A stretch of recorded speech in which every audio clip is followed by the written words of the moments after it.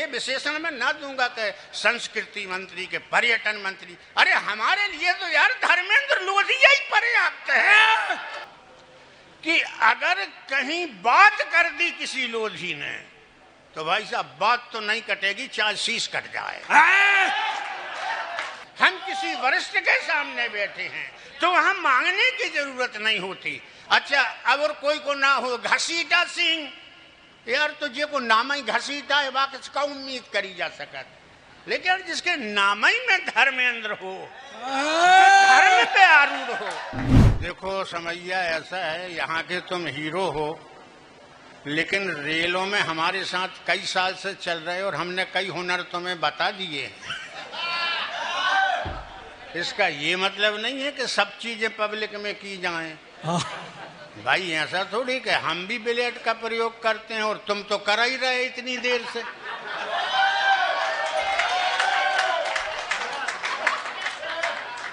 यानी हर 3-4 वाक्यों के बाद कोई मर्म की बात कहना है, हंसाते हंसाते, और सही भी कहना है। अगर वो कला किसी को सीखना है तो वो समैया के पास आए, बुरा भी ना लगे और कहना तो है ही, चाहे वो कोई व्यक्ति हो और किस ढंग से कहा जाए। ये कला सुनील समैया के पास है, गर्व होता है। मेरे को बहुत अच्छा लगा, बता रहे थे कि मंत्री जी अपने कार्यक्रम में, तो मेरे को तो विश्वास ही नहीं हुआ क्योंकि भाई इतने छोटे कार्यक्रम में कहाँ टाइम। अच्छा कभी कभी ऐसा भी होता है कि बोल देते हैं कि आएंगे, लेकिन भोपाल में जरूरी काम आ गया।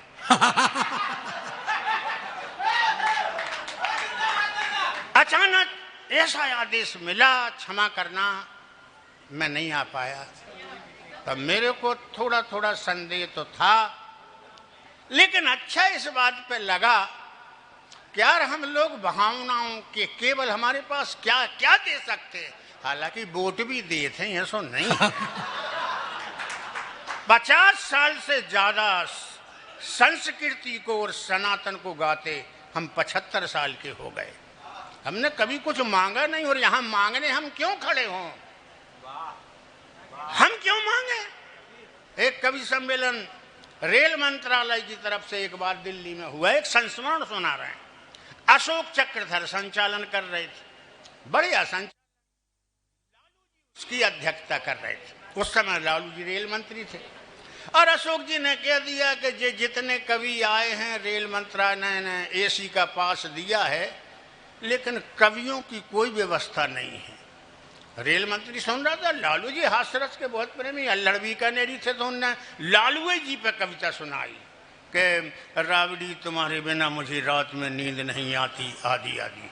लालू जी ने बोला नहीं, बहुत खुश हुए, कल माइक लाओ। और लालू जी ने घोषणा की कि सब कवि को मेरी तरफ से 50-50 हजार दिए जाएं। मैं संस्मरण सुना रहा हूं। हाँ तो यार भैया ये है,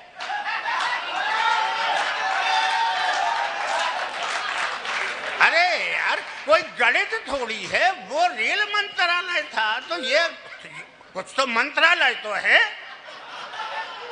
अरे फूल नहीं तो फूल को पकड़ो ही सही। लेकिन अगर हम भंडार में बैठे हैं, हम किसी वरिष्ठ के सामने बैठे हैं तो वहां मांगने की जरूरत नहीं होती। अच्छा अगर कोई को ना हो घसीटा सिंह यार तो जे को नाम ही घसीटा है वाकई का उम्मीद करी जा सकत, लेकिन जिसके नाम ही में धर्मेंद्र हो, धर्म पे आरूढ़ हो,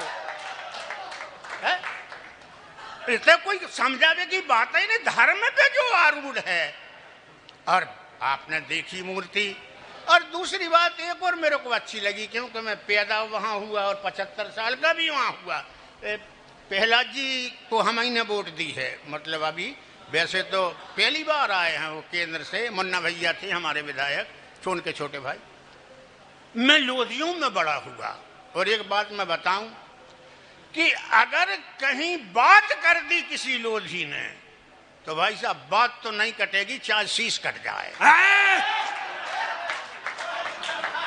लेकिन एक बात और है इसमें, लेकिन एक बात बहुत जरूरी और पेनी है कि लोधी असली होना चाहिए।